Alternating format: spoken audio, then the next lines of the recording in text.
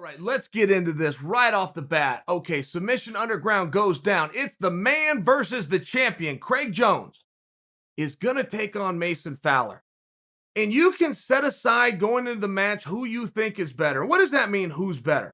What does that mean? But there actually is an answer to that question, right? Genie pops out of a bottle and you can have this person's skills or you can have this person's skills. Whoever you choose is who you think is better. Competition doesn't always work that way. Sometimes somebody can just beat somebody else. Sometimes guys just have a style. And it's not as flashy, it's not as dynamic. It's going to be right in your face, and they're going to use intangibles. They're going to wear you down. They're going to use pressure. They're going to frustrate you. They're going to wait for you to make a mistake. So sometimes the dynamic guy, and I bring this to you guys as MMA fans, when we talk about a pound for pound list, yeah, we always turn to resumes and who we think can beat who, but whoever comes out of that list is always the same guy, which is the guy that we find to be most dynamic, not necessarily who could beat who. If you put them in a tournament, who is most likely to end up with the number one seed or come out with the gold medal isn't always the guy who's at the top of the pound for pound list. The guy's going to come forward and hit you in the mouth more times than you get him. If he goes head to head with the guy that's got the spinning wheel kick and has a few knockouts, you see who's going to win. The guy with the spinning wheel kick. It's just one of those things. So when Craig and Mason meet up, man, these guys are totally different styles. By example, Craig would prefer to be on bottom. Start the match, I'll start down. Want to be there anyway. Mason will work very hard to make sure he's on top. Start the match anywhere you want, but if you're going to allow me to start on top, yeah, I'll agree to those rules. So it's just a conflicting style right off the bat. It's just one of these things. You have Mason, who is gone relatively unknown. That isn't true now. He's a huge star now. I'm backing up before the match. He's been relatively unknown. He just kind of quietly is making his way through events and tournaments in the circuit, and he keeps on getting his hand raised, but he does it somewhat quietly. And then you have Craig, who is the biggest star, the biggest needle mover in the sport. By the way, that can work against you over time. What does it mean when you headline more shows? What happens as a byproduct when you're the biggest name out there? What happens? There's video on you. And people start to watch that video. And you start to be the hunted.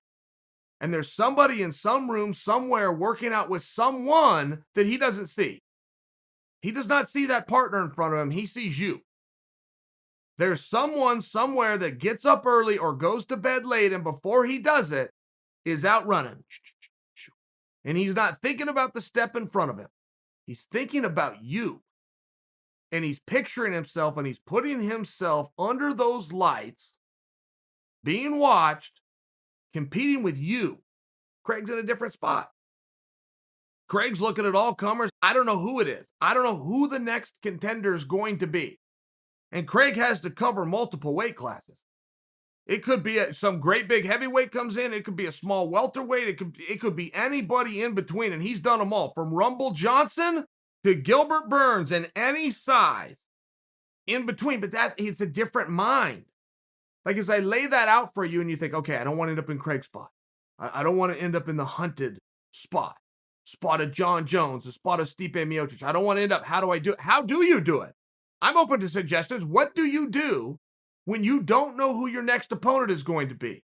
But anyone who's coming for you knows exactly who their opponent's going to be. When you're in the top and everybody knows, should I make it there, I've got to knock you off, and they're visualizing and seeing and studying you each and every day. What do you do? How do you counter that? I come to you with a question. If somebody knows the answer to that, I would be all open, but it seems like there is no solution. When you're the champion who has to take on absolutely anybody and you don't know who that contender is going to be, man, there's a whole field out there fighting it out. Someone emerges and takes on you versus the other way around. How do you possibly prepare for that? I'm going to come out. I'm going to reinvent myself. I'm going to do something I've never done before that nobody's seen on tape. Okay, that's a very nice theory.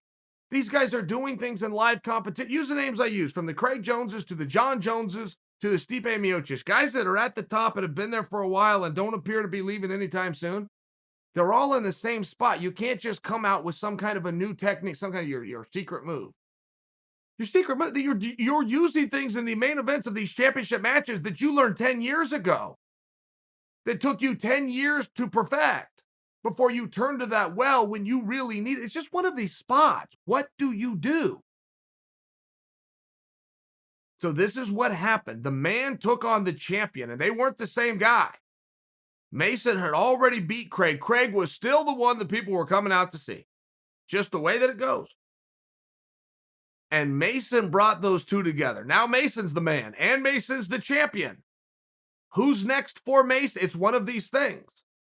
Mason's, I imagine, wanted this spot for a period of time. He's worked very hard for it. He earned it the long way, the slow way, went through tournaments, went through brackets, got on airplanes, kept his mouth shut, put the work in. He's earned this spot. But we'll see how much he enjoys it. The hunter has just become the hunted. It's a very different spot. It's a very different role. People deal with it in different ways. But make no mistake, the contender is now the champion. He will go to bed tonight thinking about a lot of different people. A lot of people will go to bed tonight thinking about him.